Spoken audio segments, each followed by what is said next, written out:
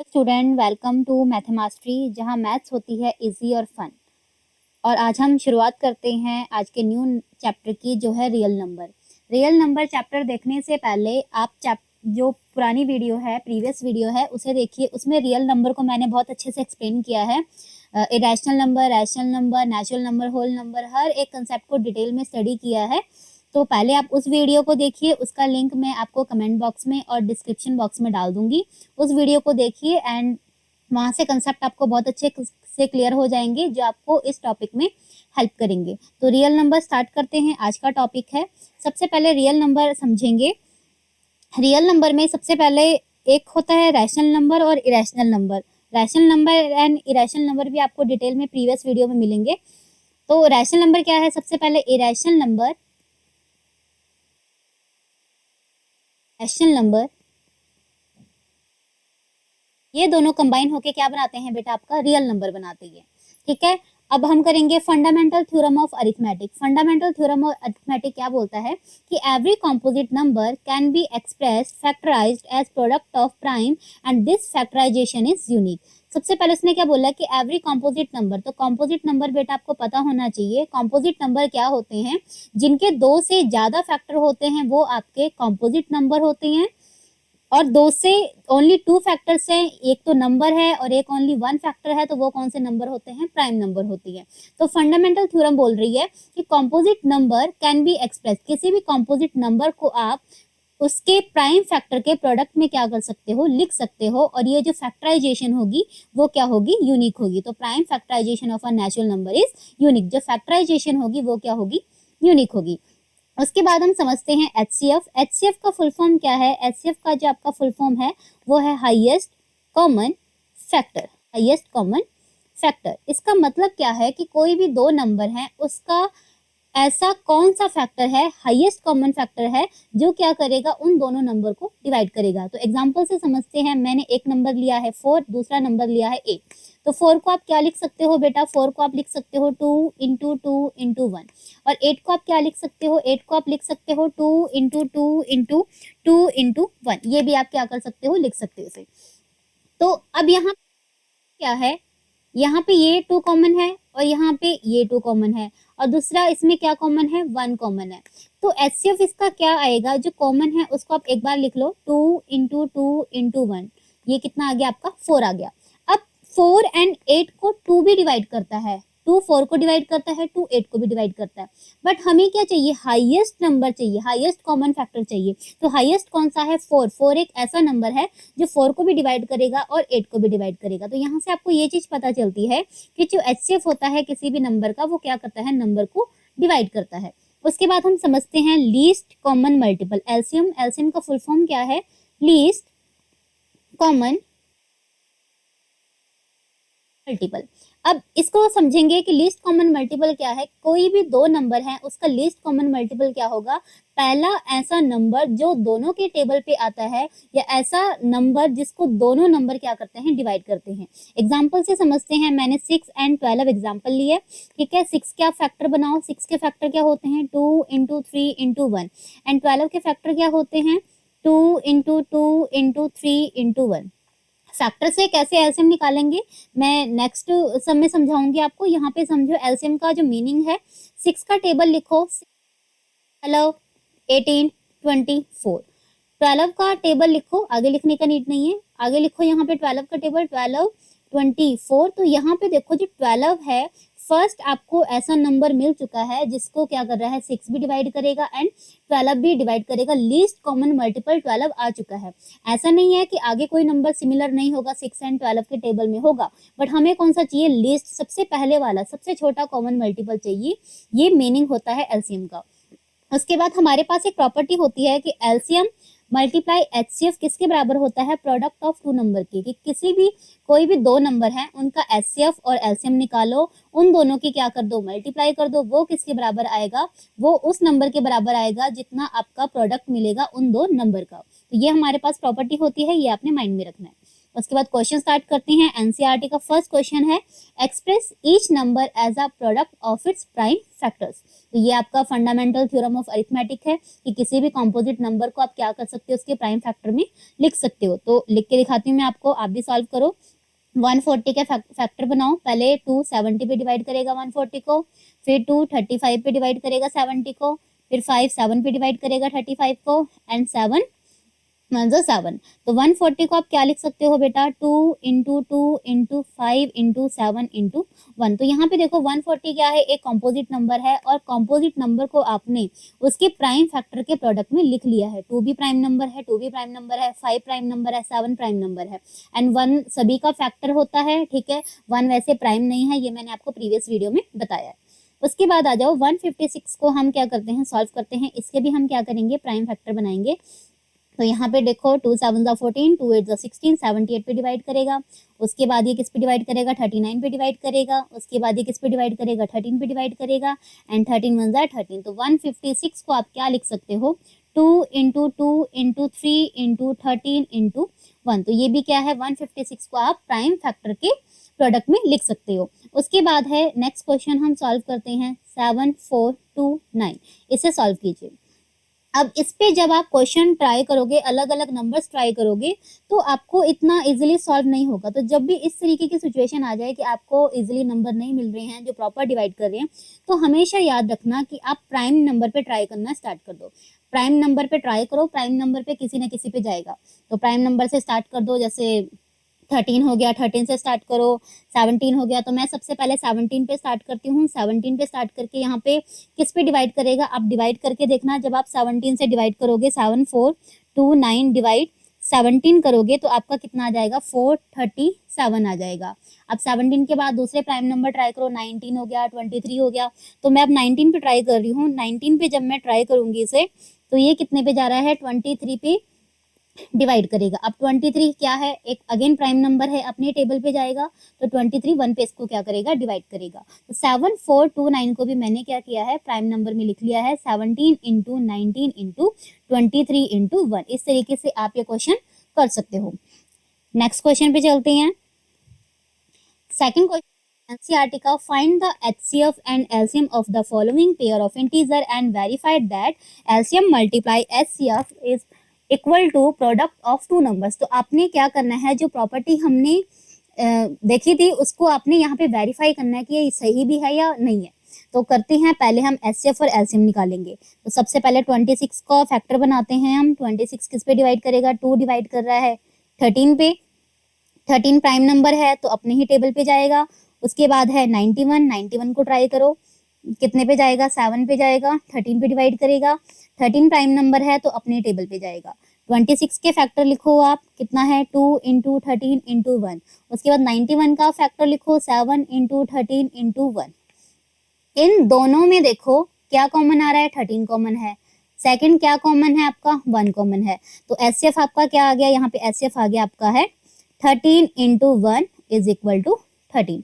LCM के लिए क्या करेंगे, एलसीएम के लिए देखो जो कॉमन आ गया है उसको आप लिख लो, जो पेंडिंग रह गया है उसको आप बाद में लिखोगे। तो यहाँ पे कितना आएगा, 13 इंटू 14 आप मल्टीप्लाई करोगे तो आपका आंसर कितना आ जाएगा, 182। तो यहाँ पे क्या है, 182 आपका क्या आ गया है, एलसीएम आ गया है। अब हमने क्या करना है, वेरीफाई करना है। वेरीफाई हम प्रॉपर्टी जब वेरीफाई करेंगे तो कैसे वेरीफाई करेंगे प्रॉपर्टी को, कि एचसीएफ कितना है 13, एलसीएम कितना है 182 is equal to two numbers की मल्टीप्लाई। वो दो नंबर कौन से थे, 26 इंटू 91। तो आप 13 इंटू 182 करो। 13 इंटू 182 आपका कितना आएगा बेटा, वो आएगा 2366। सेम एज इट इज आप क्या करोगे, 26 इंटू 91 के आप मल्टीप्लीकेशन करोगे तो वो भी आपका कितना आएगा, 2366। ये देखो लेफ्ट हैंड साइड सेम है राइट हैंड साइड के। तो ये आपका क्या हो गया, वेरीफाई हो चुका है जो आपने प्रॉपर्टी पढ़ी थी। 336 एंड 54 का इस क्वेश्चन को आप खुद सॉल्व करोगे एंड आंसर आप कमेंट करोगे। नेक्स्ट क्वेश्चन पे चलते हैं। आपका जो नेक्स्ट क्वेश्चन है, find the LCM and HCF of the following integer by applying the prime factorization method. आपने एलसीएम फाइंड करना है, एचसीएफ फाइंड करना है, 15 इंटीजर आपको दिए हुए हैं, मेथड कौन सा यूज करोगे, प्राइम फैक्टराइजेशन मेथड। तो चलो सॉल्व करते हैं, इसका सॉल्यूशन कैसे निकालेंगे। सबसे पहले आपको हर एक इंटीजर के प्राइम फैक्टर पता होनी चाहिए। तो 12 के प्राइम फैक्टर देखो, 2 6 जा 12, 2 3 जा 6 एंड 3 1 इज 3। 15 के निकालो ऐसे ही, 3 डिवाइड करेगा 5 पे, फिर 5 1 पे डिवाइड होगा। उसके बाद है 21 के आप निकालोगे, 3 7 इज 21 एंड 7 1 पे जाएगा। अब इनके क्या करोगे आप, फैक्टर्स लिखो। 12 के फैक्टर्स कितने आए हैं, 2 इंटू 2 इंटू 3 इंटू 1। 15 के फैक्टर क्या आए हैं, 3 इंटू 5 इंटू 1। 21 का फैक्टर क्या है बेटा, 3 into 7 into 1। Now HCF and LCM निकालना है, सेम मेथड यूज करेंगे जो पिछली स्लाइड में यूज किया है। सबसे पहले कॉमन देखो, तो ये 3 है, ये तीनों इंटीजर के फैक्टर में क्या है, कॉमन है, तो 3 आप लिख लोगे। उसके बाद 1 है, तीनों इंटीजर के फैक्टर में कॉमन है, यस इसको भी आप लिख लोगे। 3 इंटू 1 कितना आ गया, 3। आपका एचसीएफ कितना आ गया, 3, हाईएस्ट कॉमन फैक्टर। उसके बाद एलसीएम के लिए मैंने क्या बताया था, जो कॉमन है उसको लिख लो, ठीक है, जो पेंडिंग है वो लिख लो। यहाँ पे क्या पेंडिंग रह गया, 2 इंटू 2, 2 का स्क्वायर पावर रह गया, ये कितना है 4, एंड यहाँ पे कितना है 5, एंड यहाँ पे कितना है 7। तो 3 इंटू 4 इंटू 5 इंटू 7 मल्टीप्लाई करोगे, 3 इंटू 4 इंटू 5 इंटू 7, तो आपका आंसर कितना आ जाएगा यहाँ पे 420। तो एचसीएफ कितना आ गया 3 एंड एलसीएम कितना आ गया 420। इट मीन्स ये जो तीनों इंटीजर हैं, 3 एक ऐसा नंबर होगा जो क्या करेगा, इन तीनों नंबर को डिवाइड करेगा। एलसीएम का मतलब है कि ये तीनों नंबर 420 सबसे पहला ऐसा मल्टीपल आपको मिलेगा जिसको 12 भी डिवाइड करेगा, 15 भी डिवाइड करेगा, 21 भी डिवाइड करेगा। एक चीज और समझो कि HCF number and LCM, HCF number को डिवाइड करता है, ओके, एंड नंबर एलसीएम को डिवाइड करता है। जब भी आपको स्टेटमेंट वाले क्वेश्चन आएंगे तो ये चीज ध्यान में रखना, जब आपको आगे की तरफ जाना है तो आप एलसीएम निकालोगे, जब आपको पीछे की तरफ जाना है तो आप एचसीएफ निकालोगे। इट मींस जब आपका आंसर बड़ा होगा तो एलसीएम फाइंड आउट करोगे, जब आपका आंसर छोटा निकालना होगा तो आप एचसीएफ फाइंड आउट करोगे। नेक्स्ट क्वेश्चन पे मूव करते हैं। Given that HCF 306 and 657 is equal to 9। दो नंबर हैं, एक नंबर है आपका 306 एंड सेकंड नंबर है आपका 657। वो किसके इक्वल है, उनका एचसीएफ है 9। आपने फाइंड आउट करना है एलसीएम। तो आपके पास पहला मेथड तो प्राइम फैक्टराइजेशन है, आप उससे सॉल्व कर सकते हो। 306 के एंड 657 के आप प्राइम फैक्टर बनाओ, उसमें से आप पहले कॉमन निकालोगे, जो रह गया उसको भी मल्टीप्लाई करोगे एंड आपका एलसीएम आ जाएगा। तो ये थोड़ा लॉन्ग मेथड जाएगा, हमारे पास प्रॉपर्टी है, हम उस प्रॉपर्टी को यहाँ पे यूज करेंगे। तो सॉल्यूशन करते हैं। हमारे पास प्रॉपर्टी क्या है, LCM multiply HCF is equal to product of two number, product of two number. LCM हमें फाइंड आउट करना है, एचसीएफ कितना है 9 है, product of two number, first number जो गिवन है that is 306 and second number जो गिवन है that is 657। LCM find out करना है, 9 यहाँ पे मल्टीप्लाई में है तो जब वो अपोजिट साइड में जाएगा तो वो डिवाइड में चला जाएगा, तो उसको हम डिवाइड में लेके जाएंगे। 9 डिवाइड में चला गया, यहाँ पे हम कटिंग करेंगे 1, यहाँ पे कितना आ जाएगा 34। 34 इंटू 657, जब आप इनका मल्टीप्लाई करोगे 34 इंटू 657 तो आपका जो आंसर आएगा वो है 22338। ये आपका क्या है, एलसीएम आ जाएगा 306 और 657 का। तो इस तरीके के क्वेश्चन आप इसी तरीके से सॉल्व करना, जहाँ पे आपको एचसीएफ गिवन है, 2 नंबर गिवन है और एक टर्म मिसिंग है।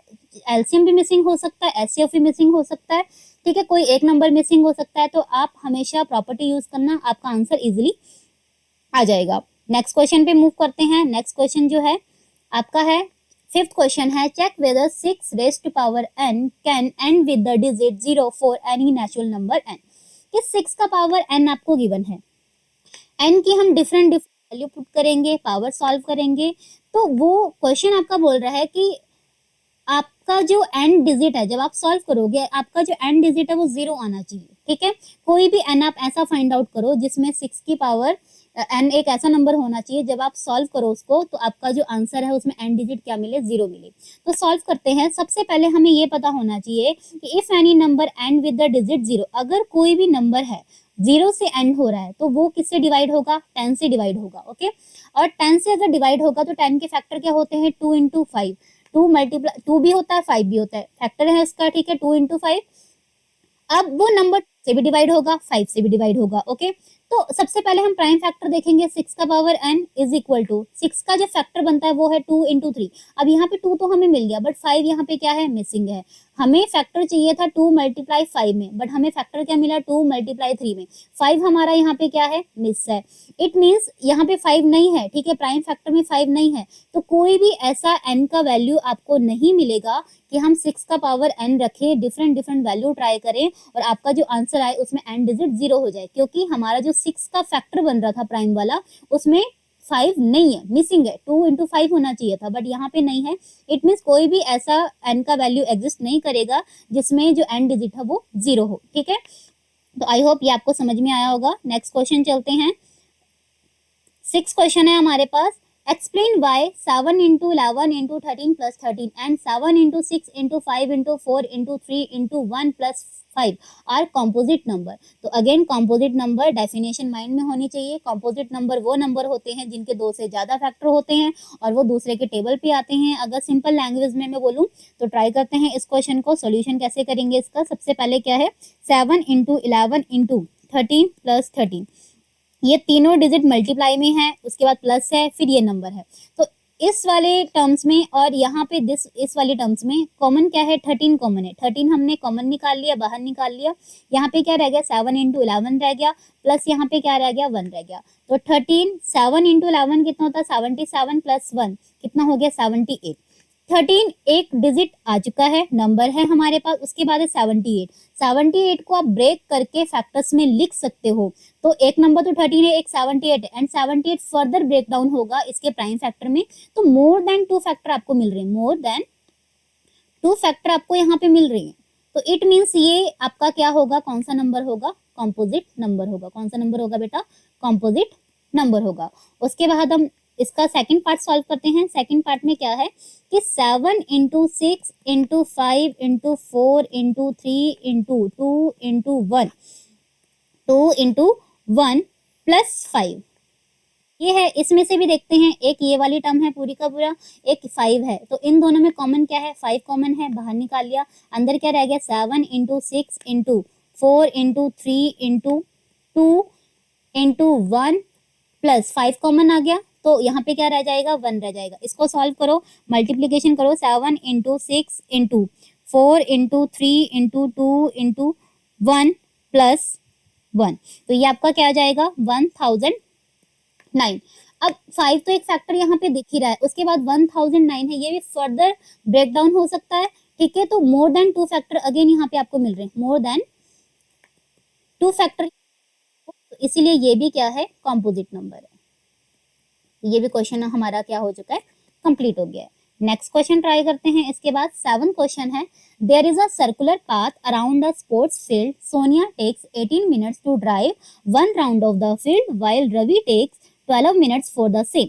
Suppose they both start at the same point and at the same time and go in the same direction. After how many minutes will they meet again at the starting point? इस बात को समझो। एक sport field है, circular shape में है, ठीक है। 2 पर्सन है, एक है सोनिया और एक है रवि। 2 पर्सन है, यहाँ पे ए पॉइंट ले लो।